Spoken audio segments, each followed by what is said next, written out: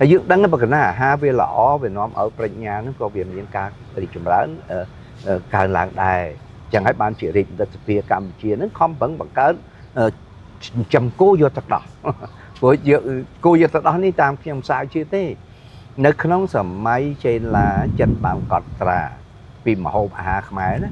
ចិនតែខ្មែរចូលចិត្តហូបម្ហូបអាហារដែលមានរសជាតិផ្អែមអាស្ករក្របល្អិតតូចៗនេះបានឲ្យប្រហែលជាស្ករក្រាម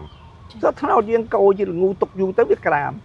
ហើយគាត់ថាក្រោយវាហូបអានឹងហើយខ្មែរជួយហូបទៅដោះគោខាប់នេះបាននេះថាខ្មែរហ្នឹងមិនដឹងទេព្រោះទៅដោះគោវាសម្បូរប្រូតេអ៊ីនវាសម្បូរកាល់ស្យូម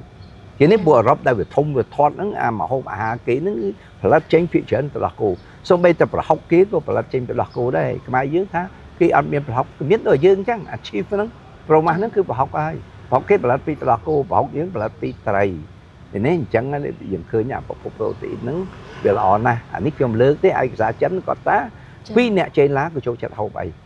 គេនេះអាការដែលសិក្សាស្រាវជ្រាវអំពីម្ហូបអាហារសិក្សាស្រាវជ្រាវអំពីជីវភាពរបស់មនុស្សការធ្វើស្រែចម្ការការរស់នៅស្លៀកពាក់ពីតន្ត្រីពីអីហ្នឹងអាចទាំងអស់ហ្នឹងហើយដែលសិក្សាអំពីអត្តសញ្ញាណអញ្ចឹងហើយបានជាលោកស្រីសុភាមួយខ្ញុំចេះលើករឿងព្រេងនេះរឿងព្រេងនោះព្រោះរឿងព្រេងនេះវាបញ្ជាក់អំពីជីវភាពរស់នៅវាបញ្ជាក់អំពីទំនៀមទម្លាប់ប្រពៃណីបញ្ជាក់អំពីម្ហូបអាហារពិសេសវាបញ្ជាក់ពីពាក្យពេចន៍ឃ្លាប្រយោគជានេះពេចន៍ឃ្លាប្រយោគនេះជាការអប់រំមួយដល់មនុស្សនេះយើងមើលពីដើមកម្មវិធីសិក្សាពីដើមចាស់និទានរឿងហ្នឹងឲ្យក្មេងៗស្ដាប់ប្រសង់ហ្នឹងណែនាំសរសេរទៅដល់ក្មេងៗដែលនៅវត្តបម្រើប្រសង់ហ្នឹងមុននឹងបានបួសរៀនគាត់ចេះលេខចេះអក្សរចេះអក្សរក្រមទៅ